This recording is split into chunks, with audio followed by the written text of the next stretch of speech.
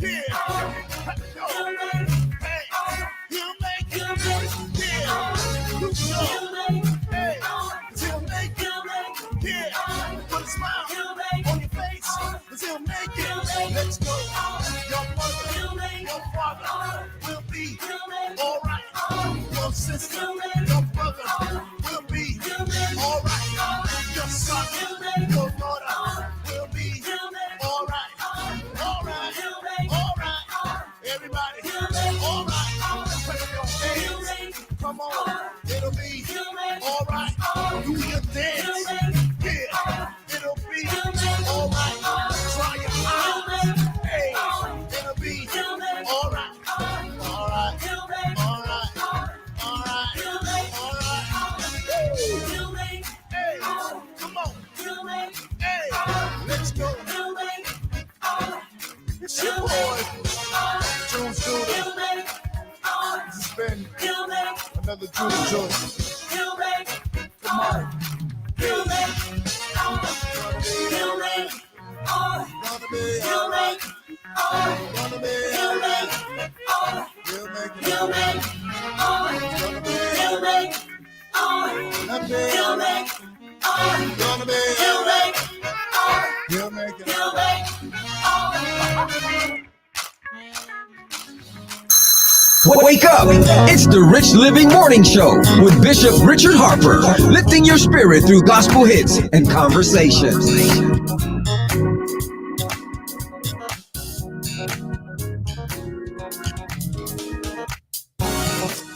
And we are back. We are back. We were just in our blogging with Mother Birch segment, and we always look forward to blog with Mother Birch. What a blessing that is that I can come every Thursday with my own dear grandmother who has inspired me, all of my life. And now I get an opportunity to share that inspiration with the world. I mean, man, God is so awesome. Yes, he is. Well, guys, you know what we do here? We have inspiring conversation on Thursdays. We always have a busy Thursday. Thank you for those of you that have tuned in. I got my door open here. Those of you who have tuned in on Facebook and YouTube, would you do me a big, huge favor?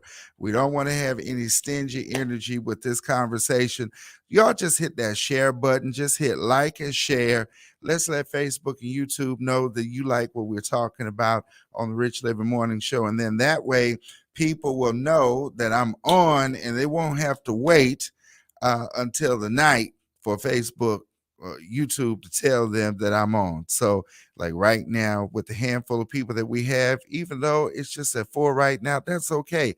If you start liking and sharing, then other people will join in. That's what we need. I need y'all to do that. You may be on the Rich Living Morning Show page.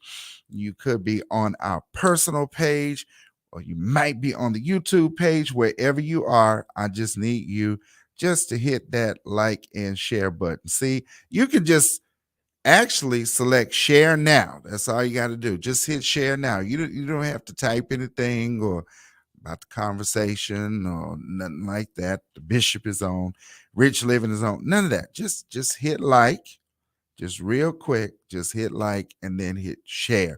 We've got to have this conversation, and I'm so excited about the guests that I have today, this great panel of guests that I have. We want to have this conversation about what has taken place not only in Buffalo with the massacre, with the shooting that has taken place there in Buffalo, but this has happened so many times in this country where this hate has been perpetrated against our community, the African American community, and people of color. And I'm sorry, they try to whitewash it as much as they can. They try to change the focus, and we get new hashtags. Anytime we have hashtags going out in our hashtag movements about our community, we start getting new hashtags, and we want to switch and change the narrative, change the conversation. But this conversation needs to be had today, and I'm so excited to have this great panel of guests. I've got Apostle Joseph Prude on with us from Ohio, and of course We've got civil rights activist and PR extraordinaire. Miss Shatonna Nelson is on with us. Good morning. How are you all doing? Blessed and highly favored. Awesome, awesome, awesome. So glad to have you both on. I want to go ahead, Shatonna, introduce yourselves to us and tell us a little bit more about you. Ladies first, ladies first. So tell us a little bit more about you before we get into this conversation. You know I'm terrible at this. Um, yeah, I love to do that. But I am Shatonna Nelson. I am the owner of the Finest Hour Public Relations firm, which is spread throughout the country and also outside of the country. I am also a political strategist, and I do quite a bit of activism. And I try to create good television as well. I think that's the best I got. That's all I got, Rich. That's good. That's good. You don't have to give us any more. Apostle Prude, introduce yourself. Bless everybody. My name is Apostle Joseph Prude. I'm the Chief Apostle of the Congress of Apostolic and Prophetic Ministries, located in Cleveland, Ohio, with churches around the country and also in foreign lands. I pastor New Hope Fellowship Church, also on a television network called the Prophetic Network. We're brand new. We just launched off, focusing on the prophets and apostles. I'm the author of 55 books, the president of the Cleveland Prophetic Institute, which has been around for 30 years, teaching and training people on the prophetic. And we do some other things, but I'm an advocate for truth and for justice. I believe that we need to take a stand at this time, a biblical stand for what's right. Absolutely. And Apostle Prude, I'm glad you brought out the fact that you are working heavily with in the prophetic and training prophets. And we definitely, I believe we need prophets of justice. And you and I have had that conversation on the show before. So the first thing is I got to ask you is what has God put in your spirit concerning this racial climate that we're dealing with today? Well, I was on Facebook yesterday, and I've certainly been troubled about this. And my prayer, probably similar to other people, God, when? How long are Black people going to suffer? What is the compensation? Where's the balance? When are you going to fix this? Where are you at in this? I've been very, very grieved with my white evangelical brethren will not prevail. who I White supremacy will one not time have had great admiration for. evil I mean, did come to Buffalo. is that? Was that? Sorry about that. Excuse me. Yeah. We can hear you, Apostle. Okay, so I've had a lot of concern about the non-stance of our white evangelical brethren and this alternate gospel that they've created that's not the gospel of Jesus Christ. Also, I'm concerned about the African Americans who are so gullible that they've been hoodwinked by this artificial gospel, have lost their inheritance and standing for that which is contrary to their people. But nevertheless, I've prayed about this for a very long time, and God's given me several different answers. One, I preached the Jesus miracle. We don't record some of the miracles he did. God explained to me, he said this, he said, I still have a strategy, even though you can't see it. I still have a strategy for your people. As dark as it may seem, we have no answer in the courts anymore. That's gone. They've hijacked the courts. We basically have no place to appeal as people other than God. And if God is still God and justice is still justice and the scripture is the scripture and truth is still truth, we've not seen the end. How is God going to fix this? I don't know. But he promised me and assured me that there's still a strategy. There's a heavenly strategy yet to emerge that will bring the justice and the righteousness and the balance concerning the evil time that we're in, particularly as, you know, we like to say the last and evil days. I'm talking about the evil times when, as for Black people, that God is not finished with us yet. And I can say a lot more, but I want to give the sister some time too. Absolutely. Thank you so much. Shatonna, I will give you an opportunity just to share, first of all, what's on your heart. You work very closely with, and you're so modest, but you work very closely with the heartbeats of social justice. You work very closely with civil rights attorneys. I won't start naming names. I know you don't like to, you don't name drop, so I won't start naming names, but you work very closely with people in Washington. So what are you hearing? So it's very tricky because the media uses their platforms, whether they are a conservative platform or a liberal platform, to push their narrative, right? What we're seeing is a time where people are absolutely confused. And when you have chaos, then craziness will arise because in the absence of structure, crazy things happen. And we saw this begin to happen during the presidency of Trump. And when things get crazy and there's confusion, then you find someone to fight with other than yourself. So what we're seeing happen in the country is something that has always happened when the country was in a economic struggle. When anything's going on in the country, they turn, and it's generally focused towards the African American community crucifying us in a sense, right? So what I'm hearing from most people is, one, we got to control the narratives that's being said, right? And the people that know, they have to talk, right? And we have to talk to these people about a couple of things. Who are you electing? Who do you have as the influencer? See, fame and clout is great, but influence is completely different and is dangerous. And if you put the wrong person in front of people who is influential, then you see things rise up. Because Trump was so influential because he was not only rich, but then he became a president. He rooted something in people. People who had that root of hate, they were able to do it openly, and it was accepted. So what I'm hearing and what I know from most people is absolutely we have an issue in this country. And the only way to fix it is the people who do still have influence and who are knowledgeable. We need to talk the facts and talk about what's really happening, how we can truly fix it. And there's going to have to be structure or organization, or it's just going to be a war on all sides because everyone's going to have to pick a side. And it's going to result in more riots. And honestly, the riots hurt all communities. Not that there's not a place for them, because if you don't get answers, people riot. So I guess the biggest thing that I'm hearing from the leaders from DC across the world, I work with United Nations and stuff, and you know that I hate the name drop. What you're hearing from everybody is, if we don't take a stand and get control of what the media is saying, and platforms like Discord and Twitter saying free speech is free speech, but you also have the freedom to be careful what you say, right? Because free speech and hate speech can cross.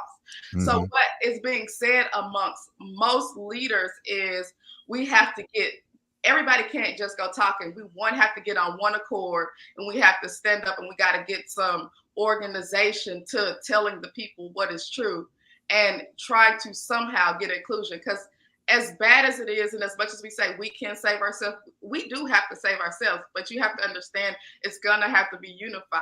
White people, Black people, Muslims, all of us have to come together, because it's actually an attack on anything that's not the true white European. That's what it's about. So everybody's going to have to come together. So that's what we're all saying behind the scenes. How do we all get on one accord and launch a massive strategy to combat hate? Absolutely. Apostle Prude, I want to bring this up. You know, there's the idea of the replacement theory. And for those of you that don't know about replacement theory, it is the foundational belief of Peyton Gendron and many whites that believe that the influence of white people are being diminished by the rises of ethnic communities. They're taking our jobs, they're taking our land, they're taking our women, they're taking our communities. And this ideology and this belief has been behind racism and fueling so much racism. I want to know, and you're a theologian, do you believe that the white evangelicals know what they are doing with these messages of hate. They're pushing this agenda. And I want to bring in a message in just a moment from Greg Locke, who just had his church at a fever pitch, and it was all replacement theory based. Yeah. No, I believe that they sincerely know what they're doing. It serves a narrative, it serves a purpose. There's a certain group of people that they're appealing to. There's a certain base nature that they're appealing to. As it goes back to replacement theory, the math doesn't make sense. It doesn't add up. We're only 13% of the population. How can 13% of the population take over the nation? It doesn't make any sense. What I really think is this: the economy has changed. There was a day back in the 60s and 50s, a white guy could go get a union job with barely any education and make $25, $30 an hour and live a very prosperous life with no education. He felt better than a black man. Things have changed now. Now it's an information technology economy, which kind of levels the field. It doesn't literally, actually, but it does.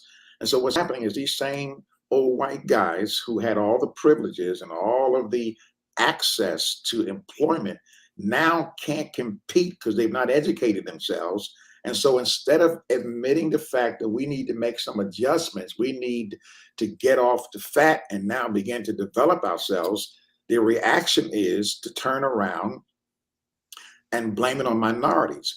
But let me give you a scriptural principle. There's a Hebrew word called Beth Anna, which means the house of answers or the house of replies. So let me share this with you. When God answers a matter, he answers two ways. First, he answers by a word. So let's take this up. Let's go back to slavery. Slavery found its residual strength in the South, but the South was the Bible Belt.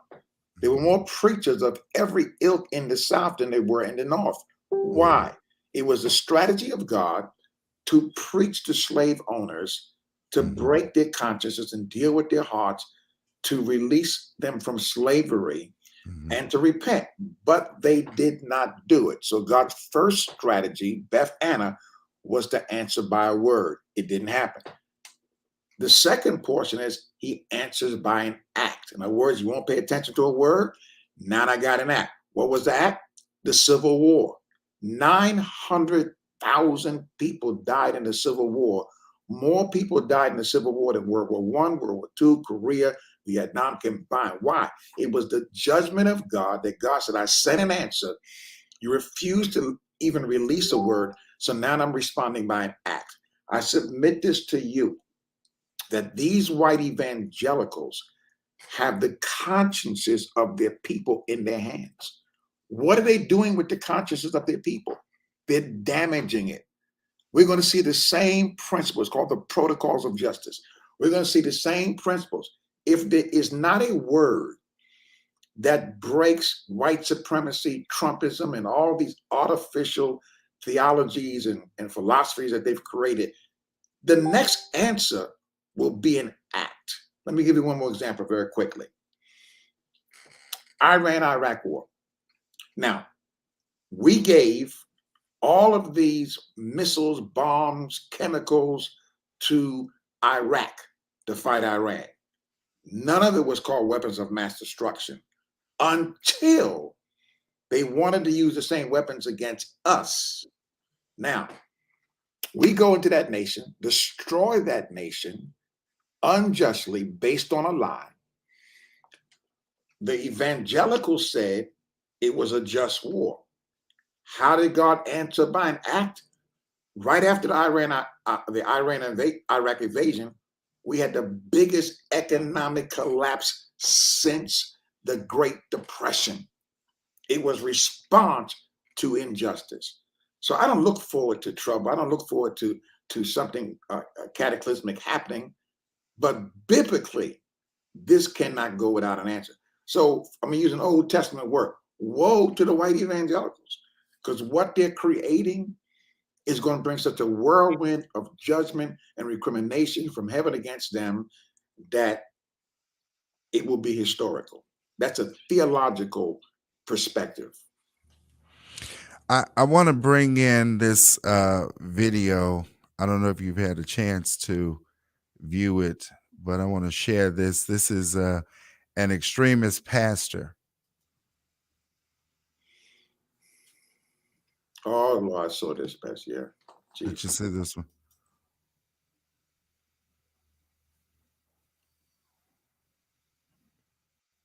Butchering. Let me go back. That's a little Vote Democrat. I don't even want you around this church. You get out. You get out, you demon. You get out, you baby butchering. Election thief. You cannot be a Christian and vote Democrat in this nation. I don't care how mad that makes you. You get pissed off as you want to. You cannot be a Christian and vote Democrat in this nation. They are not denying demons that butcher babies and hate this nation. They hate this nation. Get mad all you want to. I don't care if you stand up tomatoes, praise God. I'm about to throw a microphone up in his house.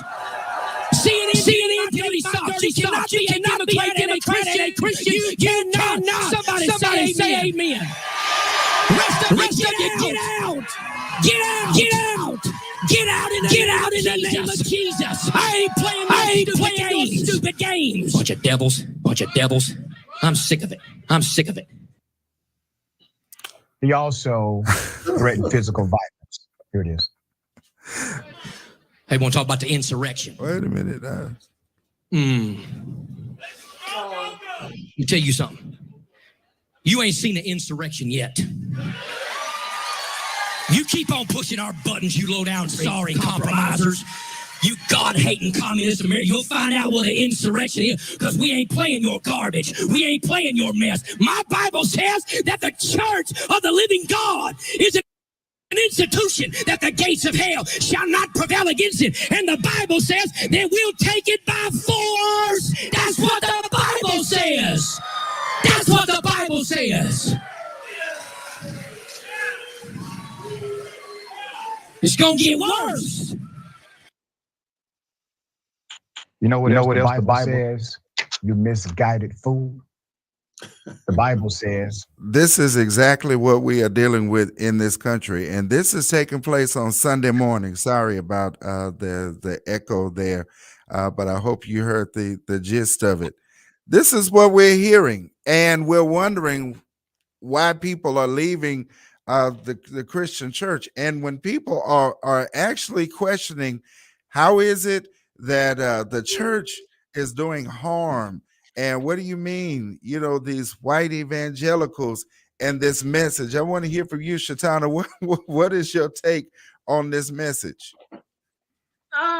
So this is what's happening in extremist culture. And then what they've done is they've literally turned America into the sense of one with God, meaning anything that you do in this evangelical extremism. And what it means is in political form, because the apostle got the rest of that. What that means is they literally used America or the country as a sense of one with God, right? Meaning if you take prayer out of the schools and let's be clear, I very much identify with the true Christian belief, but I'm going to explain what they're trying to say here. They're saying God and America is one. So if you believe in abortion in America, God's going to reap judgment on the entire America, because how dare we decide that we can allow people to get abortions? How dare we take prayer out of schools? Those things. And they are somehow crusaders or fighting to save us from the ultimate judgment. Despite them skipping vengeance is God, despite them skipping things such as God judges the heart and who you are. And so what you're looking at here is a very extreme culture. As far as these pastors and things of this sort, they absolutely know what they're doing. So here's a very quick story. My grandmother, when I was little, used to make dumplings. And I don't know if y'all know about the old school dumplings, but it was a rolling pin that they used to use, and they would roll them out. And I tell you, when she would drop those dumplings and get them out, those are the best dumplings I ever had.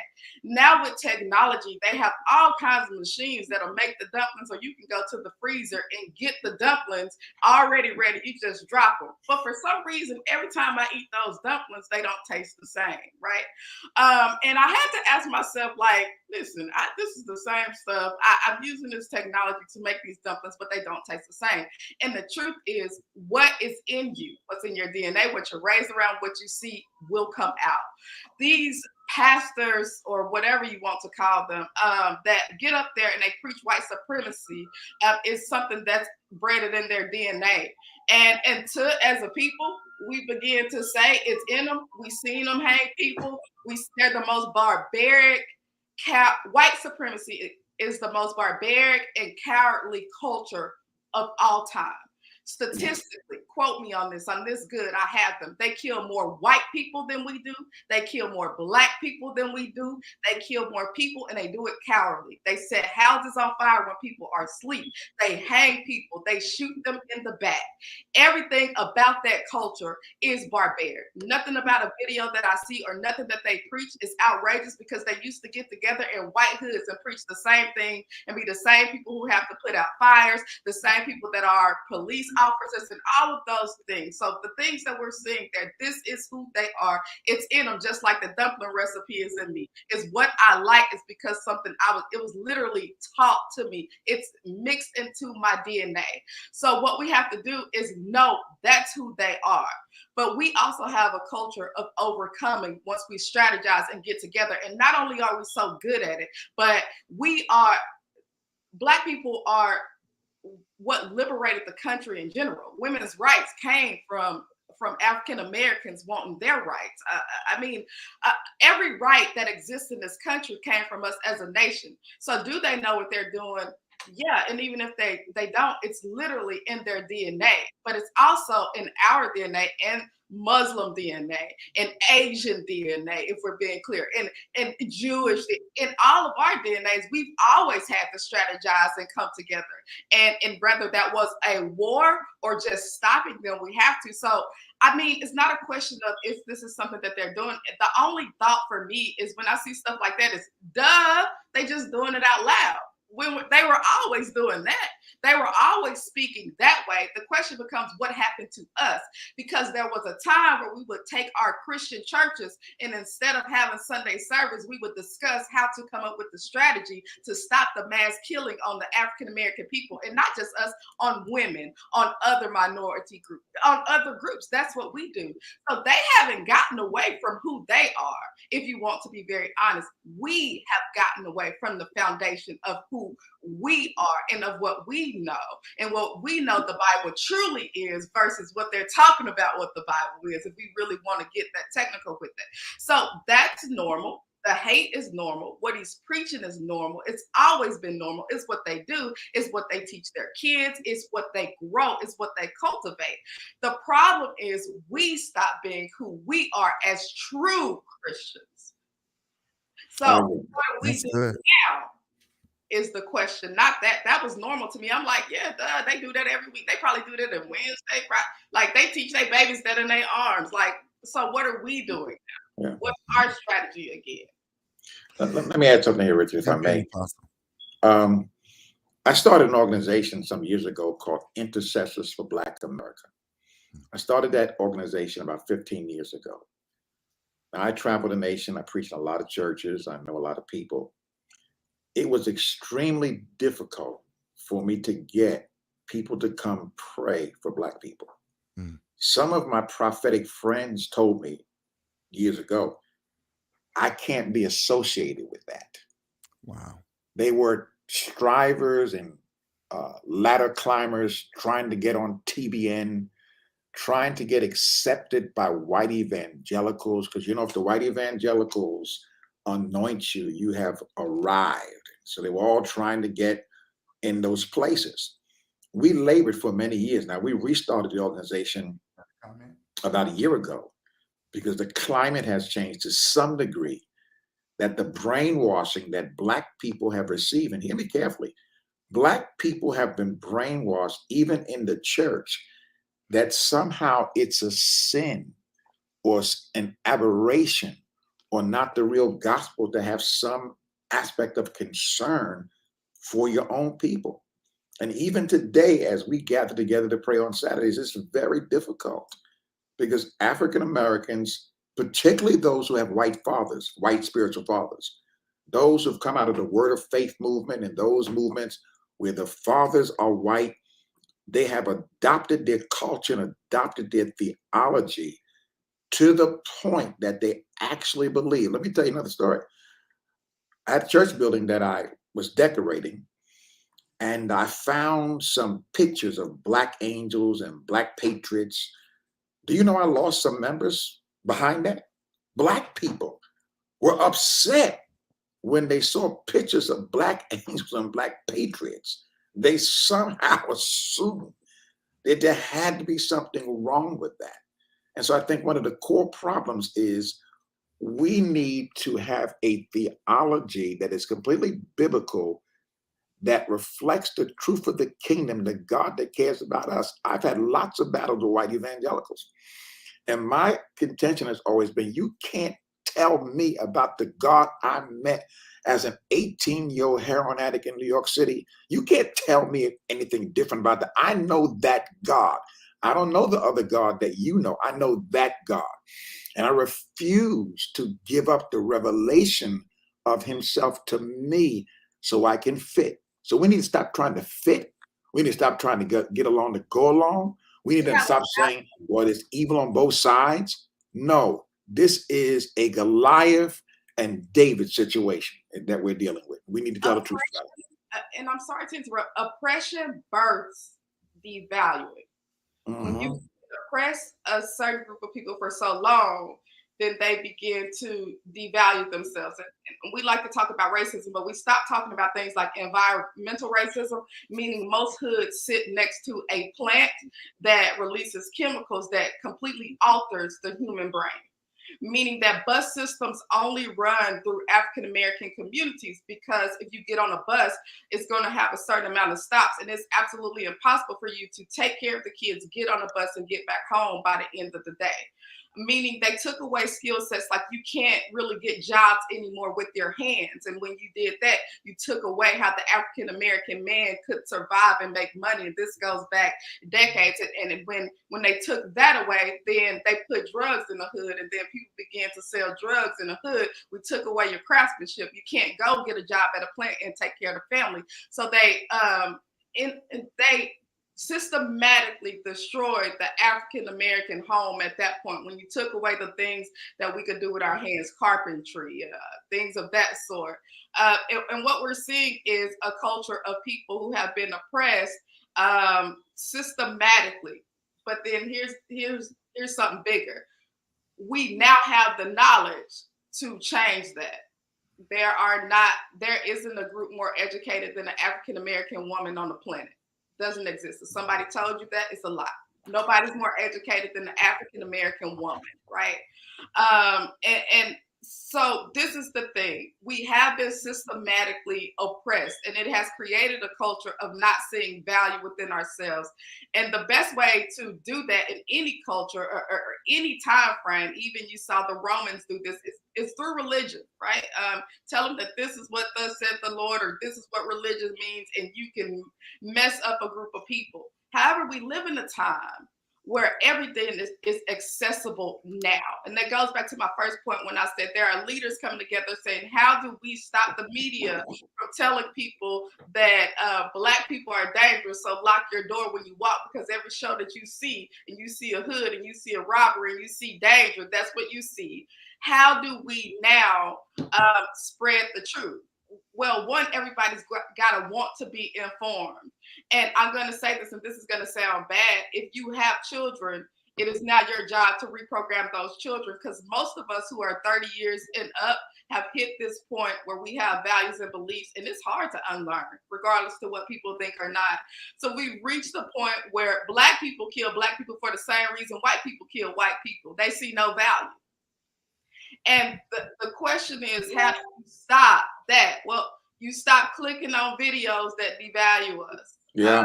You stop passing around news links that you can click on that gets it paid, that makes them more money to create more content like that. You stop watching shows that are based solely on killing you, that is literally changing the chemicals in your brain to find that accessible. The Bible says bad company corrupts good character. You hang around somebody long enough, their character is going to be okay to you, right? So what we have to do now, let me rephrase that. White supremacy and people of that sort, hateful people. I want to say hateful people. It's got some Black people just as bad. What we have to do now is make a conscious decision. They will be who they are. Hate will always be hate. Mm-hmm. What are we going to do? Organize and to strategize. And it starts with stop making an excuse of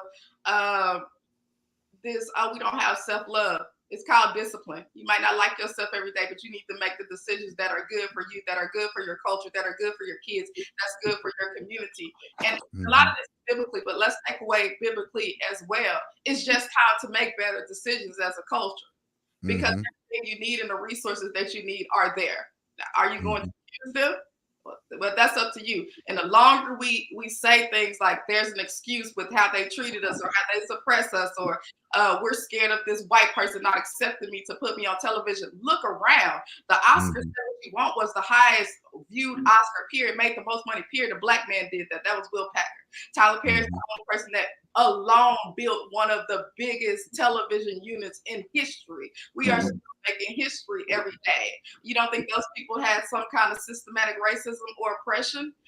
It's time for us to stop making excuses and take up a mount and say, yeah, I'm going to put out the Black angels. And if you leave the church, so be it. It is time for us to say, I'm going to go to this predominantly Black university. And if I go into the job and you say that I can't get it, then let's create a network for me to get in contact with Tyler Perry, because he loved putting on Black creators, right? It's time for that. We have to get from underneath them. And the way you do that is you create a strategy that says this is on us now. I want to take a caller. We've got a caller here. Caller, you're on the air. Caller, are you there? Hello, caller, are you there?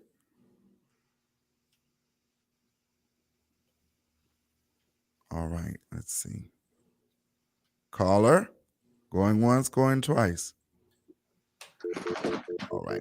Sometimes our callers call while they're at work. They have to put us on hold, but that's okay. You can call back in, caller. If you just called, you can call back in. I think our caller's calling back in. Caller, you're on the air. Good morning. Hello. Yes, welcome to the Rich Living Morning Show. You're on the air. Hello. Hello, caller. You're on the air.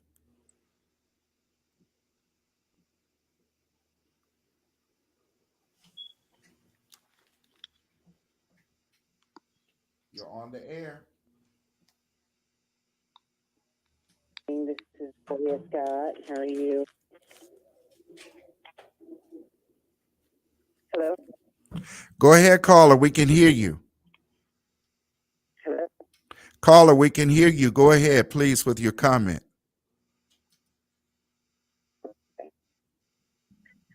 A little choppy, so I'm not sure if you can hear me or not. Can you hear me clearly? We can hear you. Please go ahead with your comment.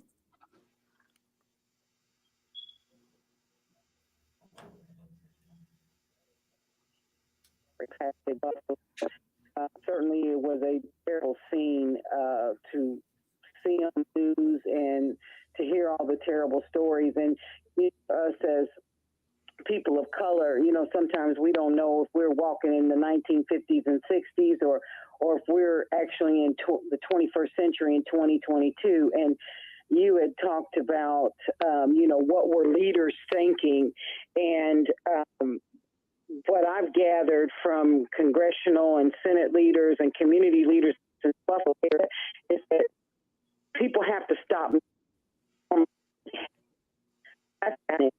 It has been normalized in the country.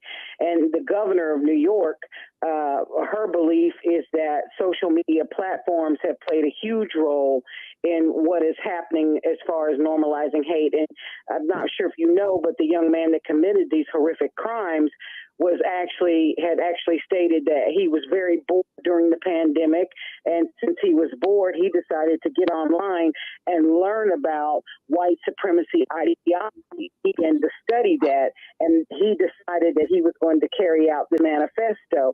And so a lot of these leaders are also saying that the influence cannot just come from people of color, but it has to come from Republican leaders, Caucasian leaders, people who have influence over that community of people to get them to stop their behavior.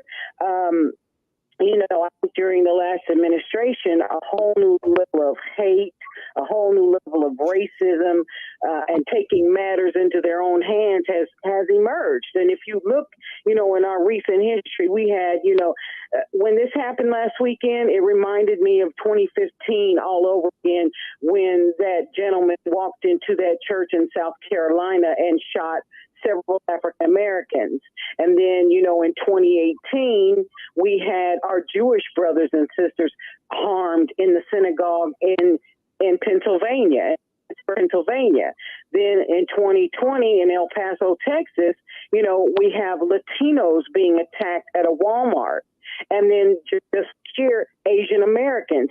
So this is a growing problem that we have got to get capped, and we've got to get it capped soon. And I don't know everything that it's going to take, but we have to work with these social media platforms. We have to work with congressional leaders. We have to work with business leaders. We have to work with people who have the voices of influence to get to the root of this problem.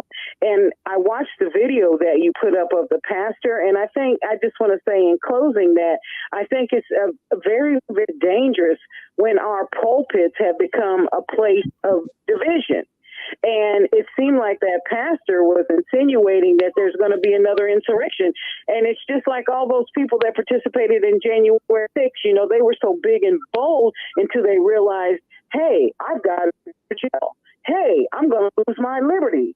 Right. Hey, Donald Trump is not going to be the one that's going to pay my bail as he and learners, and they're sitting in a jail. So people need to think about, is this something that you really want to do? And I think it's gonna. We're just. Insurrection is not something that this country needs right now, and we do not need religious leaders or political leaders insinuating that another insurrection is forthcoming, because also what's forthcoming is a loss of liberty. Thank you so much for tuning in, and thank you for your comments. We appreciate you. Yep. So I think the thing is we've got to look at is we've heard a lot of powerful things that have been shared here today from our panel. Is one thing I want to bring up is what about the security of our communities? Have we just become so trusting, especially even in our churches? The situation in South Carolina. Actually, Peyton Gendron, the operations manager of the store, had him removed the day before because she suspected there was something wrong with this guy, and he comes back.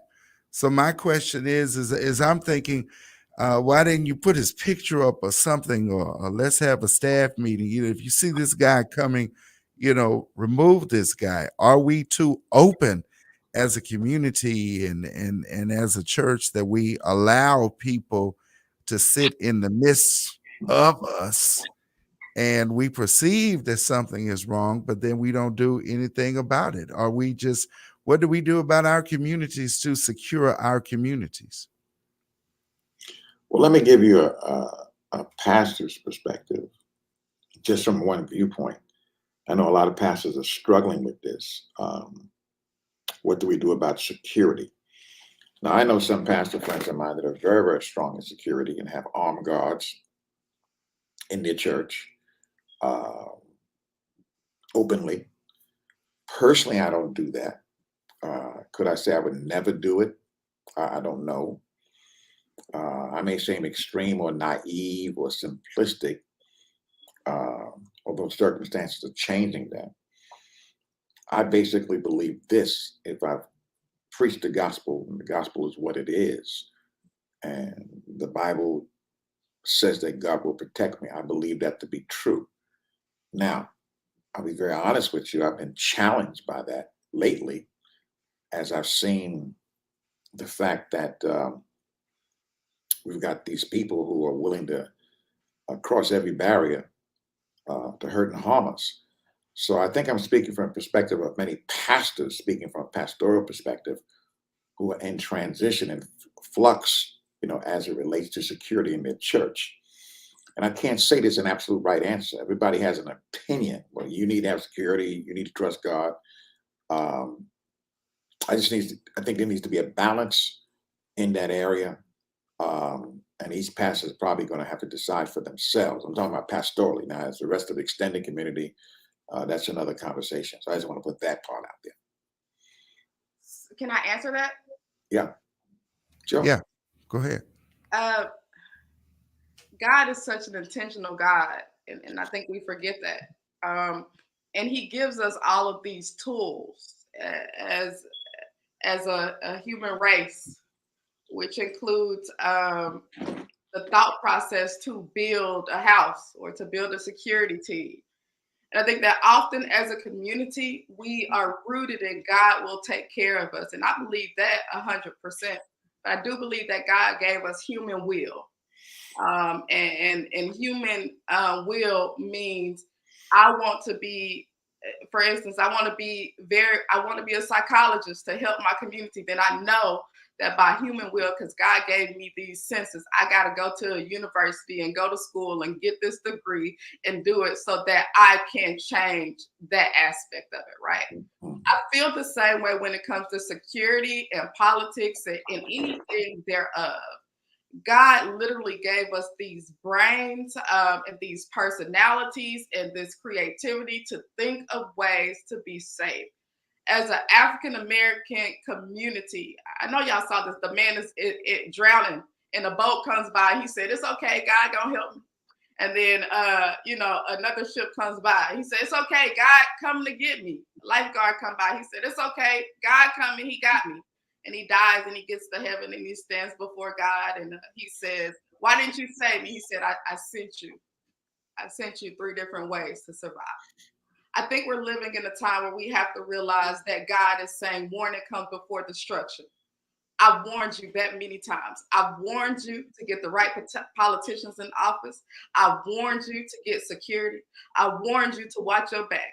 I warned you that when a white guy comes in here and he looks suspicious, to put his picture up. I've warned you because you've seen it happen over and over. I've warned you as a black man that when you driving late at night to get on the phone and tell somebody that the police are behind you. I have given you so many warnings to stop the destruction because I am true to my God. I am true to my word. What I say is real. When I say I will take care of you, I will protect you, I will.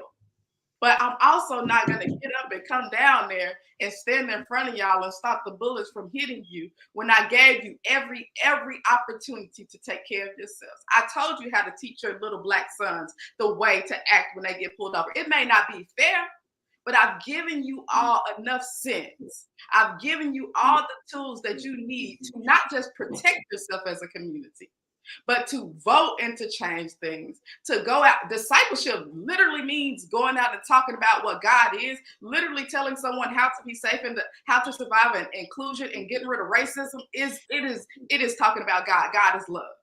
And if you think that you do not have a responsibility as a human yourself to take on what God gave you, this brain, these senses, to use those tools to help and change what's happening. Like you said, metal detectors. Why is your kid going to a school where it's dangerous? Are you looking at the emails? When I've gotten several emails this year from the school saying, we had a scare at the school. Are you looking at those? Are you praying at night as well? Should my kid be going to school? Because I can bet most of the things that happen, if you are a discerning Christian, something in your gut says, don't go to that store today.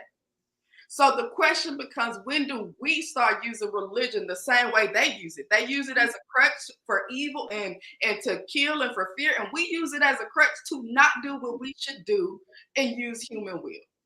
It is time to say God takes care of us, but God gives us all the tools and senses to change what is happening around us and to protect us. And you either will or you won't. Well, let me answer that too.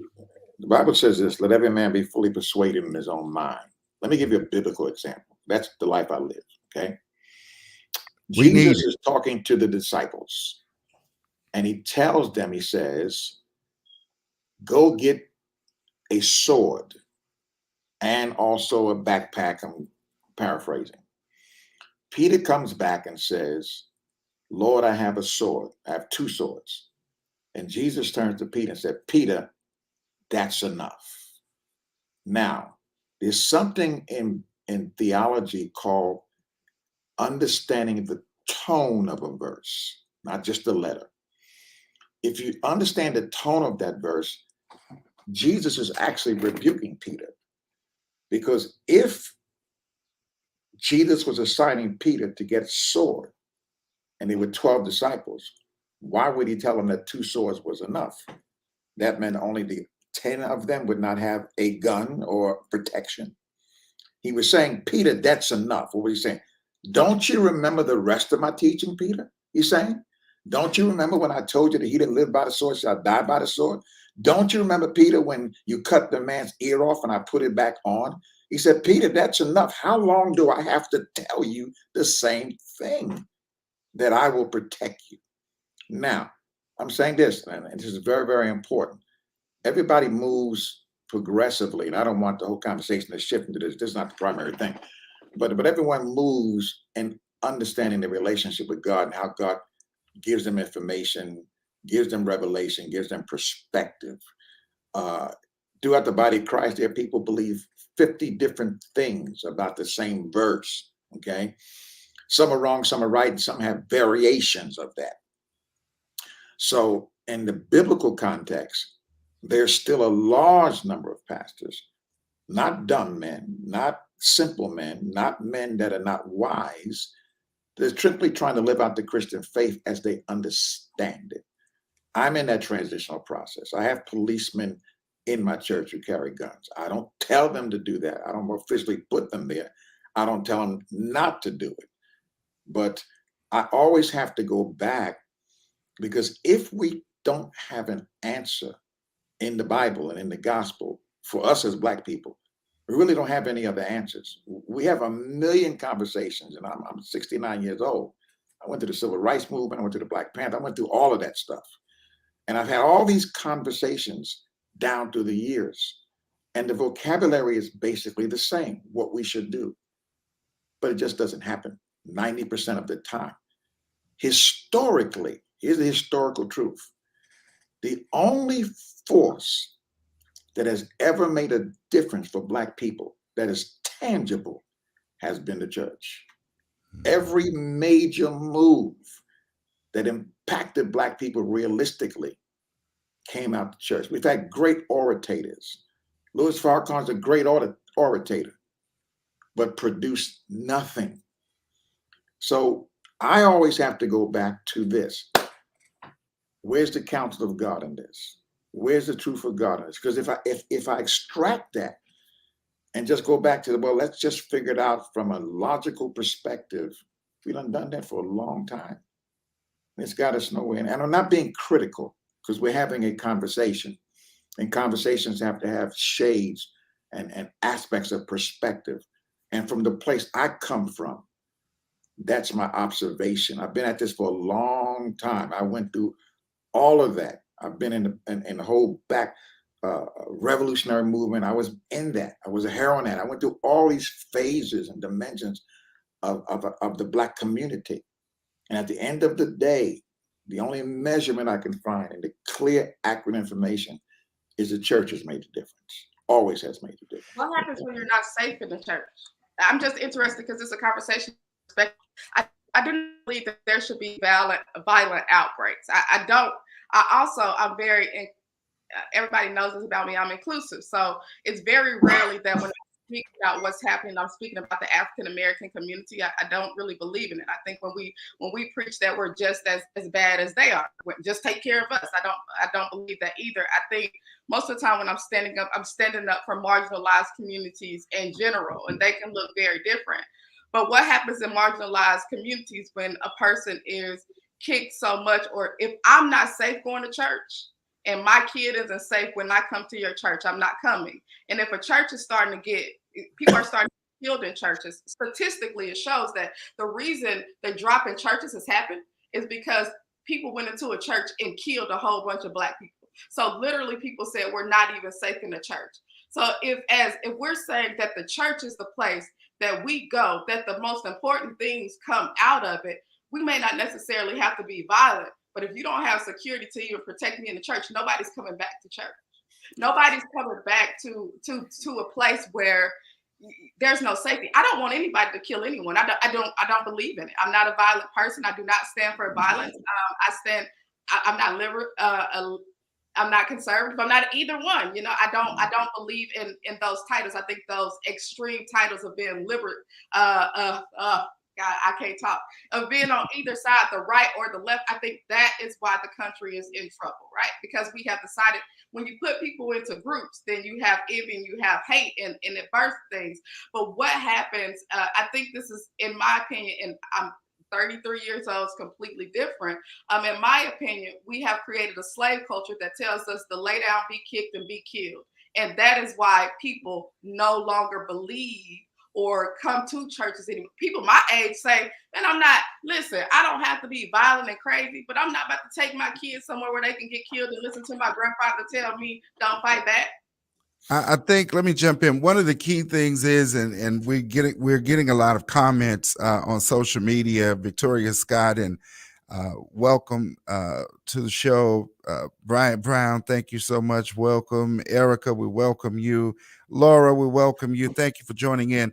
But I'm seeing in the comments, and I believe it's true, that we have to have training, especially I'm the president of the Houston HBCU Alumni Association. And when our HBCUs had just an onslaught of violence, of acts of violence during homecoming celebrations, which were from people that were not a part of the school, but just showed up at events and, just started clowning. We had training. We had an active shooter training. We formed a committee to address this need for security. And so I believe those trainings are very important.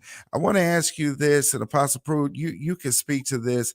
We talk a lot about what should be said in Black pulpits and Black liberation and what Black preachers ought to be saying.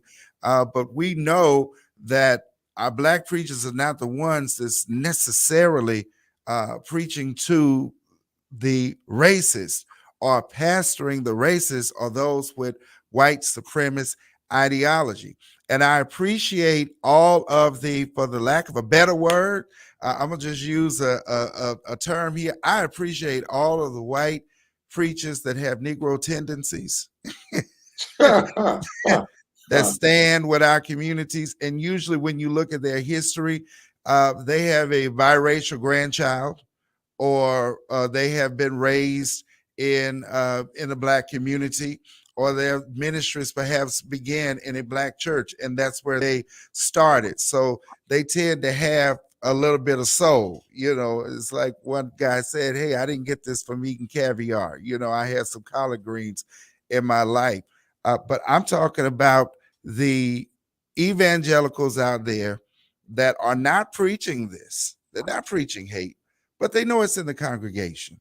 What should they be saying? You know, what is the conversation that should be taking place in these predominantly white churches about racism and acceptance of African Americans and breaking down, dismantling this fear? Because this stuff is sitting in the church every Sunday. I think the first thing is that they need some courage. Courage not to be dictated to by their congregations. The Bible is the Bible, and the truth of the Bible is very real. You make a choice and make a decision as to what you're going to preach, what you're going to present. There are preachers who are literally afraid of their congregations. They're not willing to tell their congregations hard things that they need to know. Let me go backwards a little bit too, and I want to address white preachers who patronize Black people. I really have a problem with that. I do too. White preachers who get up and talk Black, act Black, and pretend to be Black. Don't do that. I don't need to know the God that comes through Blackness. I already know that God. If God's put us in relationship, I need to know the aspect of God that comes through you and your whiteness. And so I need you to stay white. You don't need to act Black. You don't need to talk about chitlins and greens that you never ate in all your life. Stop lying and stop talking in the Southern drawl when you're from Minnesota. That upsets me. I don't like that. Just be who you are. Let's have an authentic relationship without you patronizing me. And then you go in the voting booth and you vote against me and you pretend that you love me. And I've dealt with this many times. I've lost, during the Trump era, I lost white friend relationships simply because they did not. In my school, the prophets, I had a number of white teachers. When Trump ran, they left. They left my church. They didn't want anything else to do because who they are came up. So I think the bottom line is this, and here's a sad part about it. This is the sad part, which is the contradiction. The ones that are the most immersed into this white supremacy and this Trumpianity are the white evangelical, Pentecostal, charismatic, tongue-talking people. I noticed that those who are not in that particular camp have more of a viewpoint for justice. It's a contradiction. Because if you're tongue talking and spirit filled and angels appearing to you, revelation, and God took you to heaven and all that stuff, shouldn't you have revelation about the needs of Black people? And so that's such a contradiction and brings so much reproach to the name of Jesus, because these people who purport to be so spiritual are the most hateful and the most deceived of all of them. The other problem is this, is they live in the echo chamber. So when I say the echo chamber, they watch the same news, they read the same publications, they go to the same church, they talk to the same people. So they all listen to Fox News, they all listen. So there's an echo chamber where they never get any other alternative input. What they need to be preaching is justice and truth, because the theme of justice in various Greek and Hebrew words can be found 2,200 times in the Bible. So the Bible deals with justice. They're just not dealing in truth. It's an alternate hybrid gospel. It's the American white supremacist gospel, not the pure gospel that they're preaching. Absolutely. Absolutely. This has been such a great conversation. And I see that that one of our fathers in the city, Bishop Frank Rush, is tuned in. And he said, I suggest you have one of those Caucasian pastors on your show. If you need help finding one, I may be able to help. Bishop, I will definitely give you a call, Bishop Rush, to get one of those to get one of those pastors to come on. President Biden did travel to Buffalo, and he made his comments. I want to bring in just some highlights of President Biden's speech before we close out. I definitely want to bring that in. There is some criticism that the Democratic Party isn't speaking out enough about white supremacy and about what's taking place in this nation, and even criticism across the board to the Republicans from other Republicans. But let's hear President Biden's comments.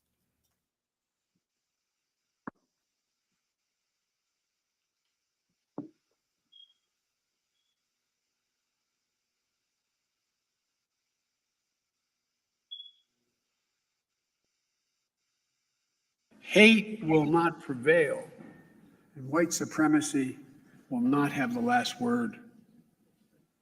For the evil did come to Buffalo. It's come to all too many places. Manifesting gunmen who massacred innocent people in the name of hateful and perverse ideology, rooted in fear and racism. It's taken so much. What happened here is simple and straightforward. Terrorism. Terrorism. Domestic terrorism. Violence inflicted in the service of hate and the vicious thirst for power that defines one group of people being inherently inferior to any other group. A hate that through the media and politics, the internet, has radicalized, angry, alienated, lost, and isolated individuals into falsely believing that they will be replaced, that's the word, replaced, by the other, by people who don't look like them, and who are therefore in a perverse ideology that they possess and being fed lesser beings. I and all of you reject the lie. I call on all Americans to reject the lie. And I condemn those who spread the lie for power, political gain, and for profit. That's what it is. White supremacy is a poison. It's a poison running through it really is. Running through our body politic. And it's been allowed to fester and grow right in front of our eyes. No more. I mean, no more.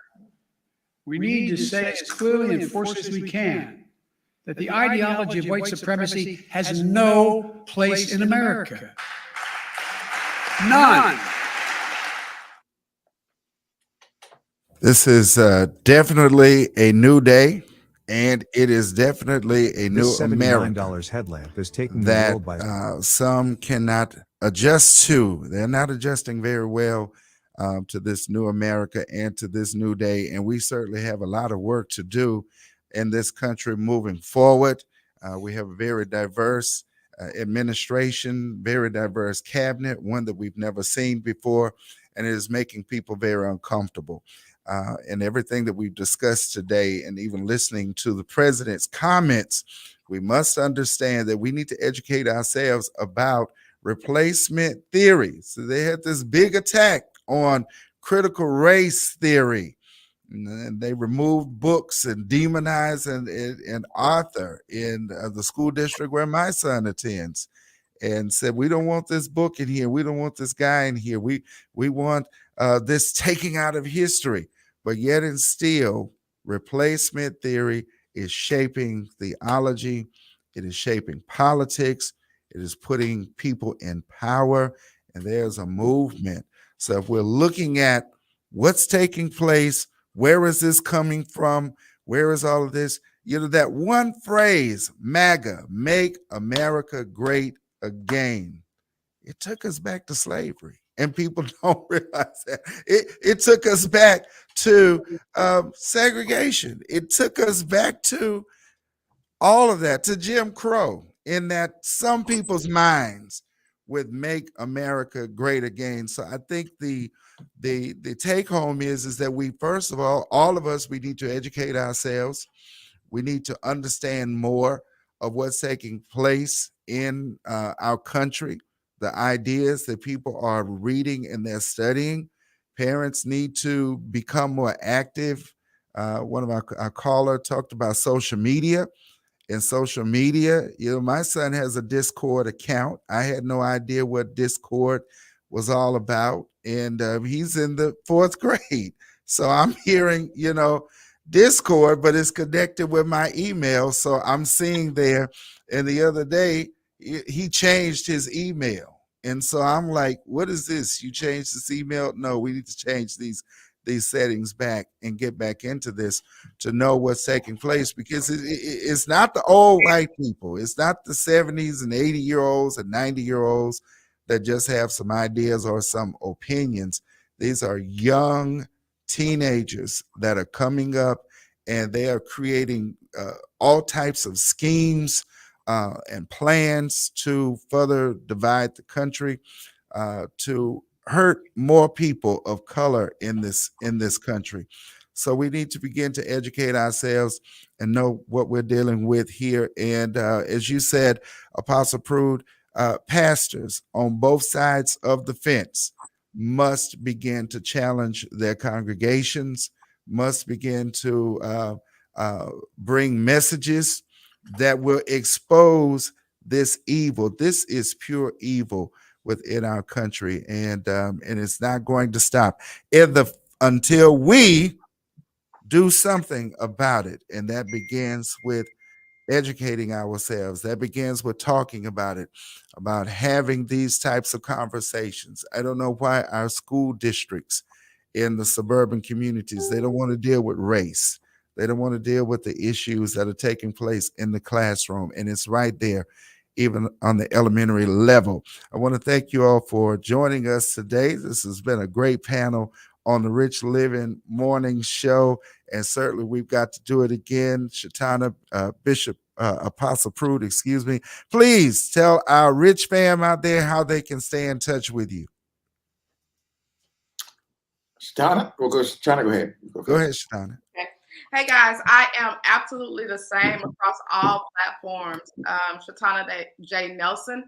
It is just my first name, a J, and Nelson, every single platform. That's what you can find me on. I look forward to talking, and I like to do panels like this quite often and educate as much as possible. And Rich, I'm sorry, I got to answer one question because it's in my heart. Someone said, why do people don't come to church, but they go to clubs and they go to supermarkets and they go all these other places? When you go to a club, you have your knife on you, right? Because you expect for it to be dangerous. When you go to anywhere else, you're good. But when you go to a church, you put your guard down, and that is also the church, which is what saves the community. And that is why we must protect the church. And that is why people feel uneasy, because church is the one place where you put all the weapons in the car, in the glove compartment, and you go and you sit inside and you expect to get something healing. That is why. Thank you. Well, you can reach me at my email, josephprude@gmail. You can also go to, we have several websites. If you're interested in our television network, you can put thepropheticnetwork.com. We have a website. We can be found on Amazon Fire Stick, Roku. Our app is downloadable from both app stores. You can also go to the Cleveland Prophetic Institute. That is our school of the prophets. And also you can go to the CAPM. That is our network of churches. Bless everybody. We have enjoyed the conversation. Thank you. And let me mention and tell everyone, if you're in Houston, Apostle Prude will be at my church on May 28th and 29th for the Times of Refreshing, hosted by the Tabernacle of Christ 2.0 Ministries with Elder Bryant Brown and Lady Kay Brown. And of course, we will be honoring the legacy of our dearly beloved Apostle Marcus Batts, who of course was a father here in the city of Houston. So we invite you to come out. The theme is all things new. Meet us there, 5 p.m. May 28th, which is Saturday, and 11 a.m. that Sunday, May 29th. The address is 3116 Telge Street, Suite D, Houston, Texas, and that's right off 288 South and Old Spanish Trail. If you know where the address is, y'all know in Houston, you know where the address is.